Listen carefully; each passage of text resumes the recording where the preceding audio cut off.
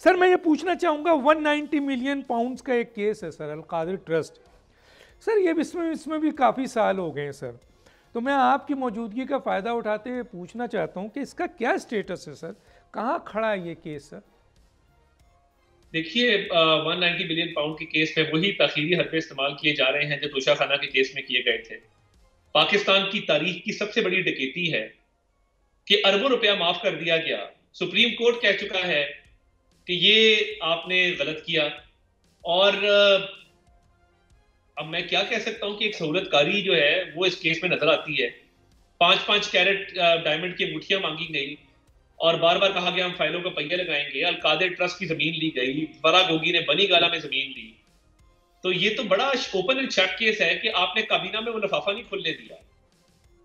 वो एक होते थे, पता नहीं अकबर समथिंग बाहर चले गए मुल्क से। जब मुश्किल वक्त आता है तो ऐसे लोग सबसे पहले दौड़ते हैं।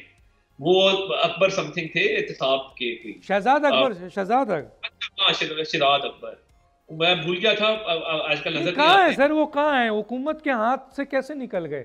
क्यों नहीं मेरा आपने अभी मैंने सुना कि सऊदी अरब से आपने बड़े अहम तरीन क्रिमिनल्स को पकड़ के ले आए, किसी और जगह से ले आए, तो शहजाद अकबर को और रियाज मलिक, आजकल रियाज मलिक की भी बड़ी बातें आ रही हैं कि वो कह रहे हैं कि मैं राज खोल दूंगा और मैं ये कर दूंगा और मैं फला कर दूंगा। तो इन दोनों हजरात को जो कि 190 मिलियन पाउंड के अलावा और दूसरे केसेस में भी हैं, हुकूमत इनको कटहरे में क्यों नहीं खड़ा करवा रही सर? शिराद अकबर साहब तो भाग गए थे इमरान खान साहब की हुकूमत के होते हुए।